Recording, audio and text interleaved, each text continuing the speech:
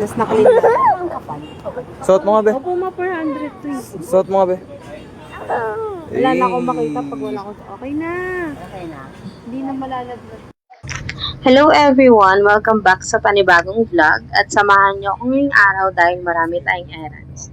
Una, pupunta tayo sa Green Hills para magpagawa ng tablet, then after nun, dadaan tayo sa Quiapo para kunin at ipaayos yung salamin ko.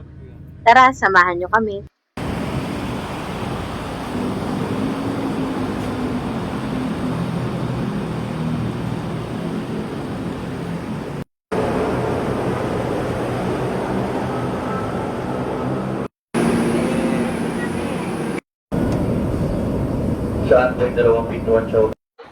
So, pagbaba namin ng Annapolis Station, ina-expect ko talaga may sasakyan kami. Kasi sabi ni Lance, meron daw jeep na bumabiyahe pa Green Hills.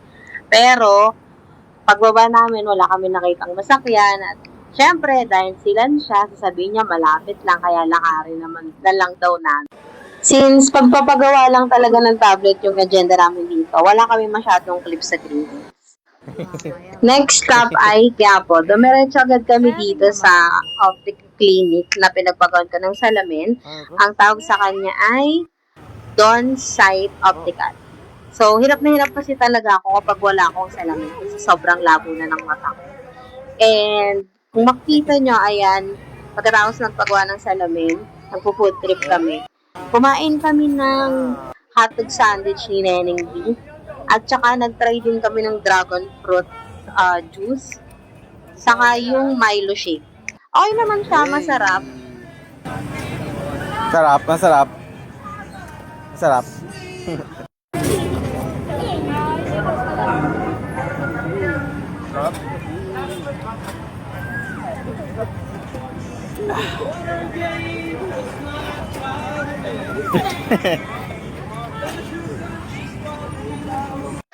So, after nung food trip namin, sumimba lang kami saglit, nagtirik ng kandila, nag-alay ng pasasalamat. Tapos, after nun, biyahe na kami pa uwi at kita nyo naman, medyo traffic dito.